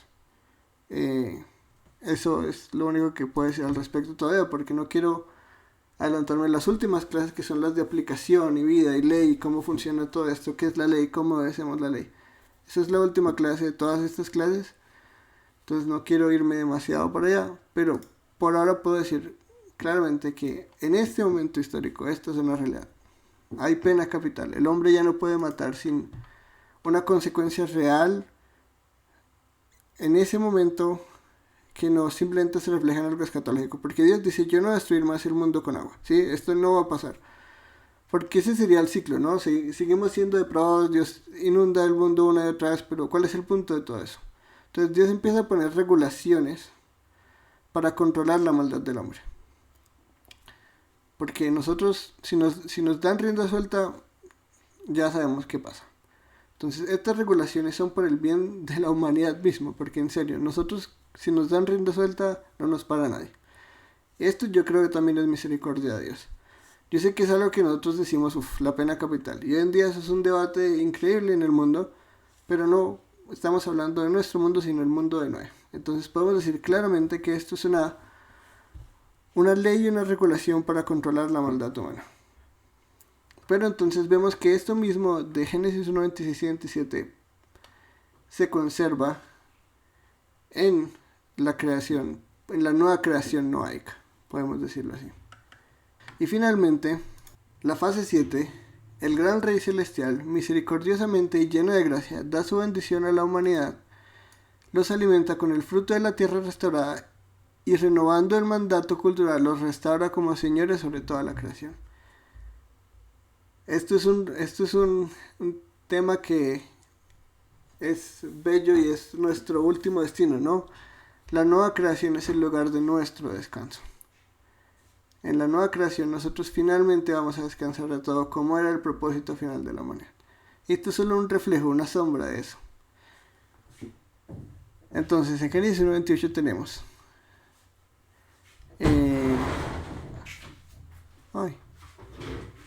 lo siento, esta diapositiva está muy poco clara. Voy a ir directo al pasaje porque creo que copié un pasaje equivocado en la primera parte. Entonces tenemos Génesis 1:28. Y Dios los bendijo. Génesis 9:1-2. Y Dios los bendijo a Noé y a sus hijos y les dijo: sean fecundos y multiplíquense. Entonces tenemos los mismos temas la creación ha sido completada.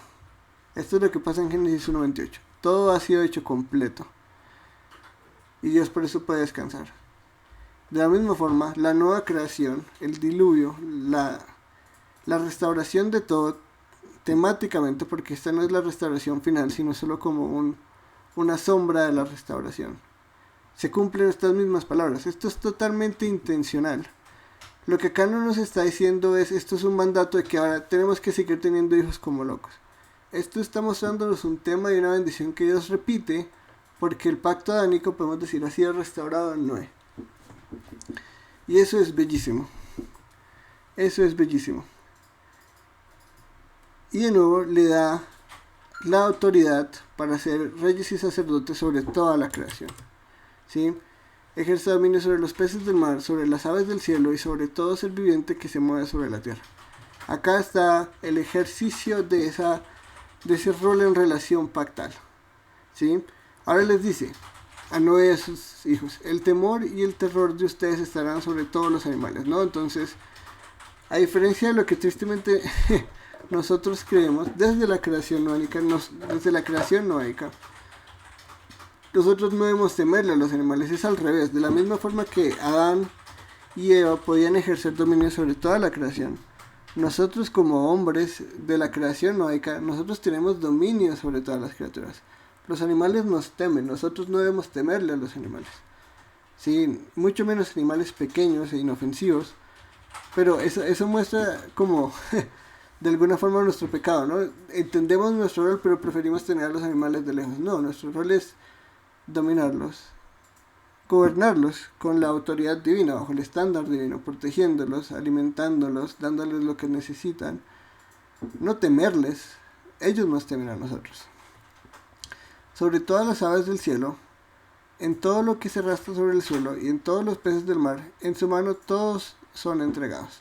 Entonces, de la misma forma que la creación se completa con la bendición divina, la primera creación, la, entre comillas, segunda creación, porque vimos bajo la primera creación literal, Dios no ha creado nada nuevo, sino ha utilizado lo que ya había creado para crear algo nuevo, pero de alguna forma es nuevo, y este tema de nueva creación es real en estas relaciones de creación y post-diluvio.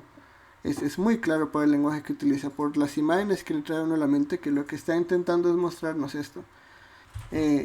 También les da dieta, ¿no? Cuando termina de completar todo, Dios le dice al hombre: acá están todos los árboles del huerto para que te los comas, ¿no? De su fruto pueden comer libremente, excepto de un árbol.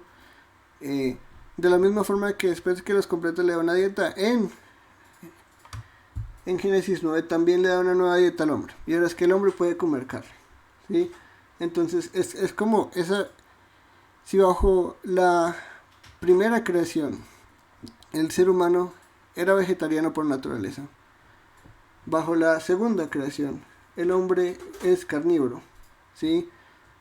Esa es como la dieta que Dios le da al hombre en esta nueva creación. Como son dos mundos diferentes, tal vez tenga algo que ver con el mundo y las proteínas que Dios ha puesto, lo que necesitamos para sobrevivir en el nuevo mundo, que en el antiguo mundo con frutas era suficiente.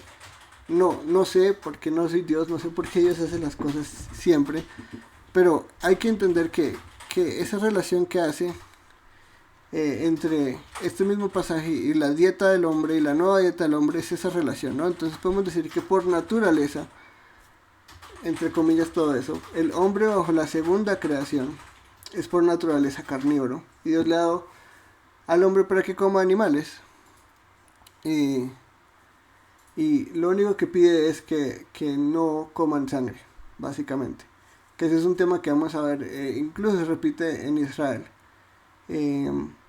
porque en la sangre está la vida, ¿no? Y la vida es dedicada a Dios, el alimento es para nosotros, pero la vida y esos sacrificios de alguna forma son dedicados a Dios. Entonces, si alguna vez se han preguntado si la dieta del hombre es vegetariana en esta nueva creación, basado en estas relaciones de los pasajes entre Génesis y esto, podríamos decir que Dios le da completamente permiso al hombre de comer carne. Ahora, bajo el nuevo pacto es una cosa de conciencia, ¿no? Si yo creo que es malo comer carne y como, estoy pecando. Pero Dios le da la libertad al ser humano de aquí en adelante para que coma animales. Y curiosamente Dios nunca habla de extinción como algo malo. Entonces no sabría decirle si Dios cree que hay exceso de comer carne o no. No, por lo menos en estos pasajes todavía. Tal vez vamos a ver eso más adelante en lo que es la ley mosaica. Pero entonces acá vemos una clara relación entre un nuevo Adán y una nueva creación, como la salvación que Dios, la salvación que es realmente la restauración del mundo. Porque la salvación no es la salvación solo de Noé. Acá vemos que Dios salva a Noé, pero Dios también salva al mundo, lo hace nuevo. Y esto es algo que podemos ver en el Nuevo Testamento. Dios hace todo nuevo, y salvación es restauración no solo del ser humano, que también es parte de esto, sino de todo. Por eso vemos estas relaciones de creación, de los animales, de las aves, de la tierra, de los límites del cielo y la tierra. Todo esto culmina en el hombre, sí, el hombre sigue siendo la corona de la creación, pero Dios quiere hacer todo nuevo. Y esta obra, desde la caída del hombre hasta Jesús, donde Él dice, no, consumado es, creo que esta es la realidad. Dios está progresivamente mostrándonos esta realidad de hacerlo todo nuevo, a través de un nuevo Adán. Y eso es lo que el pacto noaico es. El pacto noaico es un recuerdo de todo esto que está pasando. Entonces terminamos con una relación entre el pacto noaico y el pacto noético, noaico y adánico. Entonces, Génesis 9:1-7. De nuevo, sean fecundos y multiplíquense. Génesis 1:28, sean fecundos. Génesis 9:2, los animales se temerán. Génesis 1:28, el hombre va a gobernar sobre los peces, las aves, los animales terrestres. Entonces la misma autoridad se renueva, podríamos decir se restaura, se pone en alto en Noé. Los animales dados como alimento, Génesis 1:29, las plantas dadas como alimento, ¿no? Entonces, eso lo tengo que poner una diapositiva antes porque se me olvidó incluirlo, pero esta es la realidad, ¿no? Ahora, los animales son dados como alimentos. En Génesis 9:4 hay algo nuevo que no está acá, ¿no? En la primera creación no hay condición para comer frutas. Claro, hay un fruto prohibido, pero Dios no les dice, no sé, quítele las pepas a la naranja, por ejemplo, ¿no? Que es un ejemplo un poco raro, pero es como eso, ¿no? Esta es una prohibición dietaria, podríamos decirlo. En Génesis 1 y en Génesis 2 no hay una prohibición dietaria. Hay una prohibición de un fruto en específico, pero no por dieta, sino por obediencia y por pacto.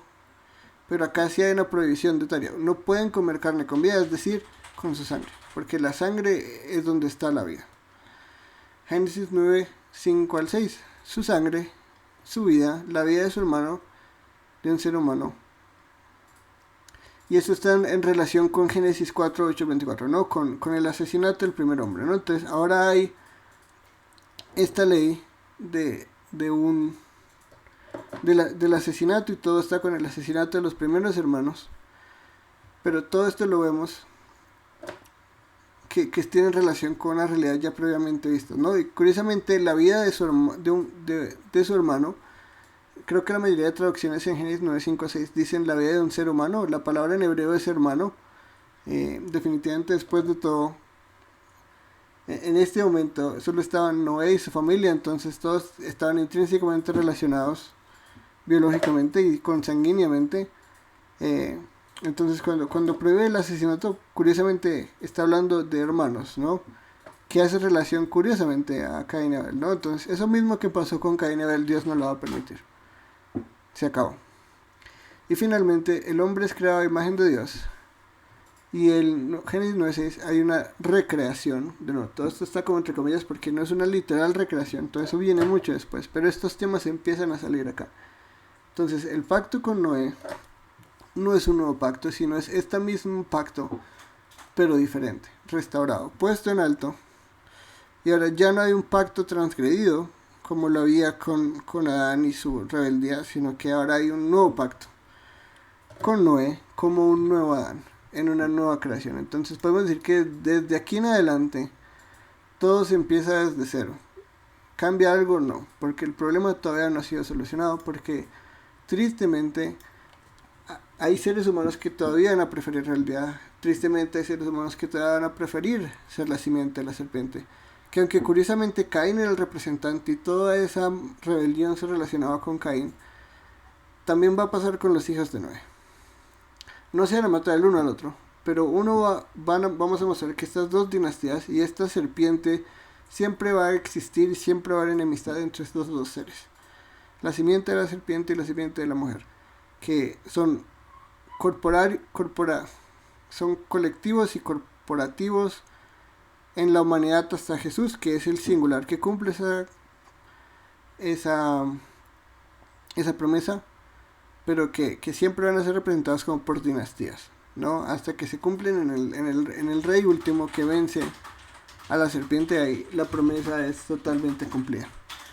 Pero entonces ya vimos la ira de Dios como algo real, aterrador, la misericordia de Dios, la justicia que es por fe todavía hasta el fin de los tiempos, y el pacto con Noé, el pacto noético, como una restauración, un establecimiento del pacto que antes había sido establecido y que ahora esto es hecho nuevo,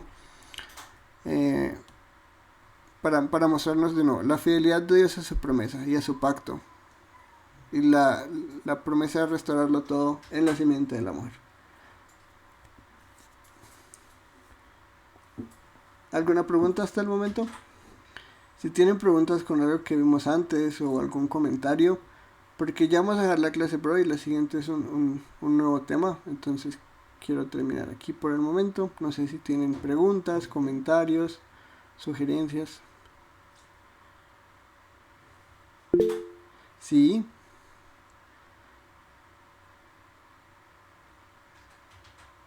Se fue. ¿Alguien más? Bueno, Daniel, pues es que creo que la epopeya de Gilgamesh, no estoy segura de haberla leído, pero por allá recuerdo a Sir George James Fraser, tal Uh-huh. vez, no sé si lo... Ok, bueno. Entonces hay quienes dicen en ese relato de él sobre el diluvio, hay también un relato de Grecia que habla sobre varios diluvios, varios relatos de inundaciones en el mundo, Uh-huh. pero entonces, si nosotros estamos mirando el diluvio como un pacto y como una nueva creación, no podríamos concebir que, como cierto, que haya habido varios diluvios o varias grandes inundaciones, es como lo Ajá, llamaban ellos en Grecia, las sí. varias grandes inundaciones. Y yo no sé si tuviste el video que compartí por el chat de WhatsApp Ujú, sobre la creación según los muiscas y que en el relato que ellos dicen es que el salto de Tequendama fue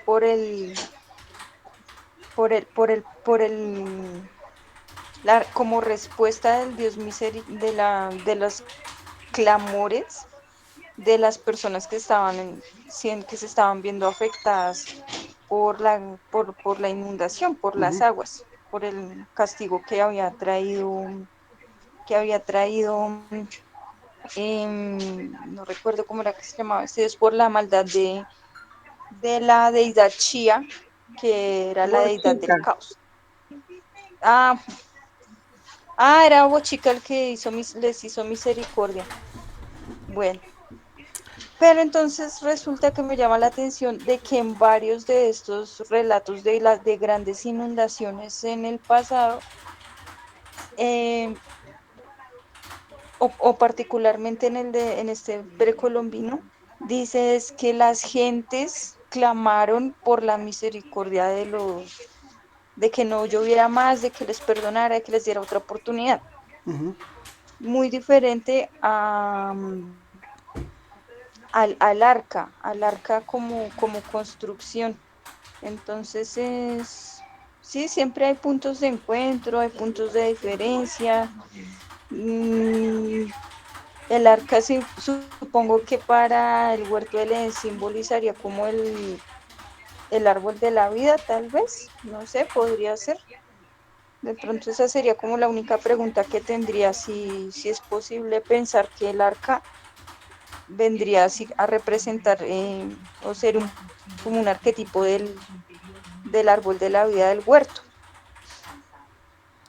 Bueno, Sí, podríamos pensarlo así o no. bueno, para lo primero sí, no solo civilizaciones precolombinas, sino toda civilización primitiva tiene un relato de un diluvio, ya sea local o universal. Los babilonios, los asirios, los muiscas y los chinos, por ejemplo, civilizaciones chinas antiguas, japonesas antiguas, todas tienen de alguna forma un relato de un diluvio. Obviamente, todas tienen sus versiones diferentes apoyadas en su tradición de dioses, ¿no? O sea, nunca vas a ver a Yahweh ahí. ¿Y eso qué pasa? Porque es como todo es transmisión oral y las civilizaciones se van formando, van adaptando sus historias a su cultura. No tendría sentido hablar de un dios de Medio Oriente cuando tú estás en China, por ejemplo. Eh, entonces, creo que eso muestra que si hay una tradición oral histórica del diluvio. La cosa de la épica de Gilgamesh es que es el relato más parecido al del diluvio bíblico. Entonces, se puede decir que esa es la tradición más fiel al relato real, porque habla incluso de la paloma y el cuervo, ¿no? Entonces, eso curiosamente es muy detallado. Mientras que cuando tú estudias, por ejemplo, el de los chinos, el de los americanos, las civilizaciones precolombinas, norteamericanas y suramericanas, no van a hablar en esos términos nunca, ¿sí? Incluso las asiáticas, pero esas dos son increíblemente similares. Y claro, desde una perspectiva, dicen, Moisés se copió de eso y le agregó detalles y dijo, esto es de nosotros. Pero yo creo que más fielmente es Moisés diciendo, sí, pero no, esto es realmente lo que pasó. Eh, y sobre todo porque esta es la audiencia original de ellos, ¿no? Moisés no le estaba escribiendo a americanos, estaba corrigiendo la cultura misma de ellos y creo que todo eso es contracultural. Respecto a lo segundo, el arquetipo sería el árbol de la vida, el arca no sería el arquetipo. Sí tiene relación, ¿no? El árbol de la vida después de todo es la restauración es esa comunión infinita con Dios, ¿no? Es vivir infinitamente, gozosamente bajo el gobierno de Dios. El arca tristemente no simboliza eso, pero sí simboliza algo como la cruz, ¿no? Eh, es a través de una estructura de madera que la ira de Dios es aplacada. Eso es un tipo que se cumple en la cruz. Recuerda que la mayoría de tipos, si no todos los tipos, se culminan en Jesús. No van para atrás, sino van para adelante. Curiosamente, el árbol de la vida también es un tipo que se cumple en Jesús. Cuando tú vas a Apocalipsis, el árbol de la vida es Jesús. Pero sí, no es el arca, es un tipo del árbol, sino el arca es un tipo de la salvación de Dios que es finalmente cumplida en la cruz. O sea, eso es a través de una estructura de madera, Dios nos salva de su ira. Eso es la cruz. Esa sería la relación más directa si hablamos tipológicamente. Y sí, Gise, ¿tienes una pregunta? Vale. De nada. Vale, gracias. Sí, Gise. Y qué pena, es que había oprimido al salir. No. Está Bueno, qué bien. vergüenza. Bueno, Bueno, me sorprende, me gusta mucho que sea, lo miras como un pacto restaurado, no tanto como un pacto nuevo, porque uno a veces se confunde, ¿no? Nomás uno se confunde con el antiguo y el nuevo. Ujú. Entonces la gente dice, el Dios cambió, el Dios de la ira, el Dios de la gracia. Pero incluso en todos estos pactos, pues me llama mucho la atención que sea un pacto restaurado realmente, ¿sí? Ujú. Me parece muy hermoso y realmente uno no se detiene a ver la unidad que tiene la Biblia, es sorprendente. Y ver esto que nos mostraste ahí en el diluvio, en contraste con la creación y cómo más bien el Señor se revela como un Dios que no cambia, ¿no? Que es el mismo y que es fiel. Eso me pareció maravilloso. Y en cuanto a los tipos, quería preguntarte, a veces le he escuchado a algunos pastores, predicadores, teólogos, que hablan es de la puerta. No sé si eso es muy forzado, que dicen que es una sola puerta y que Dios cerró la puerta, ¿sí? Y que ese es como, si uno dijera lo que estaba intentando decir, Natalia, el arquetipo, ¿no? De Jesús, pero no sé si eso es muy forzado, decirlo de que es una sola puerta y solamente y el Señor la cerró. No sé qué opinión tienes tú sobre eso. Sí, sí podría haber un tipo, en el sentido de que la salvación no va a estar siempre ahí, ¿no? O sea, va a haber un momento en el que Dios va a cerrar la puerta. Así como la cerró antes del diluvio, en Apocalipsis vemos que hay un punto en el que la gente ya no puede arrepentirse. Esa es una realidad tipológica. Pero creo que más que la puerta y lo limitado de la salvación, que es una tipología real, creo que lo bello es entender que Dios salva a gente que no lo merece de su ira implacable por pura misericordia y por pura gracia. Pero sí, la puerta sí tiene una realidad tipológica, pero creo que el arca como la estructura, una estructura de madera por la que Dios nos salva de su ira, es un tipo mucho más claro en la cruz, y mucho más importante que ver como la necesidad de ver la limitación de la salvación. eh, pero sí es verdad, la salvación tiene una fecha de caducidad, podríamos decir. Se va a haber un punto en la humanidad en el que la puerta de la salvación va a ser cerrada. Y aunque Dios predique por 1000 años o 2000 años, como ya vamos, va a haber un punto en el que ya se cierra la puerta del arca y la ira de Dios es derramada. Pero sí, esa realidad tipológica existe en la puerta. Ujú.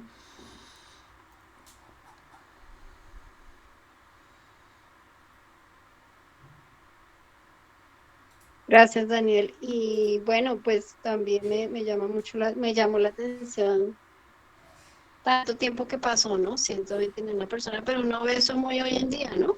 La apatía de las personas. A veces cuando hablo en las redes sociales, algo pues de Dios de la salvación, mucha gente pues lo más común es que las personas rechacen, que no quieran saber que y esto pues lo que muestra la palabra es que el hombre es por naturaleza desobediente, es enemigo de Dios, ¿no? Es lo que viene uno a concluir, ¿no? Y de alguna manera no debe sorprenderse con hoy en día. Sí, los pocos dan a entendimiento y a la obediencia. Solo quería comentar eso y darte las gracias. Son Agustín, no, sí, esa es la realidad, ¿no? Y algo yo entender de esto es que la salvación es del Señor, ¿sí? La salvación es de Yahweh, la salvación no es de los seres humanos. No hay nada que no hubiera hecho que merecía que lo salvara. Simplemente Dios tuvo misericordia de Noé y halló gracia a los ojos de él. Eso no quiere decir que no tenía algo de especial, sino que literalmente Dios tuvo gracia con Moisés. Dios fue misericordioso con él. fiel a su promesa, fiel a pacto, en un descendiente de Seth, que no lo merecía. Noé no lo merecía más que nosotros merecemos algo, ¿sí? Pero la tenemos por gracia, de la misma forma, siempre. Entonces, decir que Dios del Antiguo Testamento es un Dios iracundo, cuando tuvo gracia de alguien en medio de una humanidad malvada, es para mí desconcertante creer que solo en estos 6 capítulos de la Biblia que ya, o sea, ni siquiera estamos entrando todavía a la mitad, ni la mitad del Antiguo Testamento, ya podemos ver que Dios no es un Dios de ira, Dios es un Dios de misericordia, por sobre todo, pero obviamente Él nunca va a dejar injusticias pasar. La ira de Dios va a ser derramada, sí o sí, porque nos hemos rebelado contra Él. Pero muchas gracias por esos comentarios, Natalie, Gise, gracias a todos por participar hoy. Yo sé que hablé tal vez de muchos temas un poco densos. Vamos a subir la grabación de la clase de hoy a YouTube para que la repasen, si tienen preguntas, si quieren explorar algo. Yo tengo muchos recursos. ¿Sí, Natalie? Es que recordé una cosa que había pensado. Era sobre nosotros tenemos hallazgos de restos de dinosaurios. Uh-huh. Y ellos pues fueron mucho antes de que estuviera de la huella del ser humano. Pero no tenemos hallazgos de gigantes.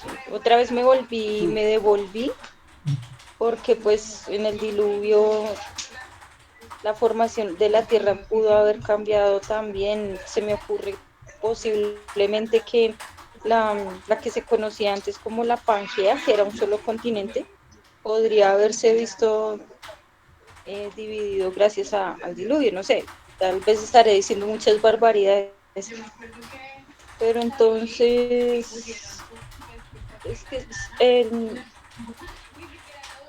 el relato cualquier relato de la fundación del mundo trae muchísimas incógnitas. Uh-huh. Y una de esas es los restos que se han encontrado fósiles pues de los grandes monstruos antiguos, de los dinosaurios y eso, pero de gigantes aún no hay registros, desafortunadamente. Entonces eso también a manera de comentar. Pues respecto a lo de la edad de los dinosaurios y los seres humanos, definitivamente no hay evidencia científica que te pueda decir que hubo dinosaurios antes que hubiera hombres, por ejemplo. Eso realmente no hay evidencia científica que sustente eso. Respecto a los gigantes, sí, todavía no hemos encontrado el primer gigante, pero eso no quiere decir que no lo vayamos a encontrar.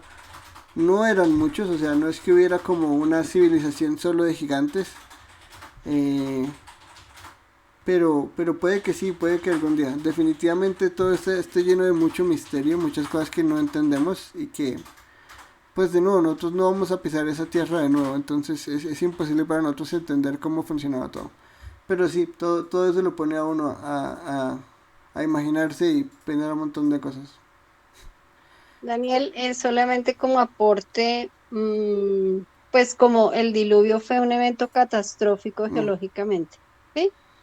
Removió la tierra y mucho de lo que estaba vivo quedó miles de capas debajo, ¿sí? Uh-huh. Incluso, bueno, los ministerios apologéticos son los que hablan de eso, la sedimentación, las reservas de petróleo. Entonces, de pronto pudiéramos compartir en el grupo después algunos links de estos ministerios apologéticos o de la creación, ¿cierto? Uh-huh.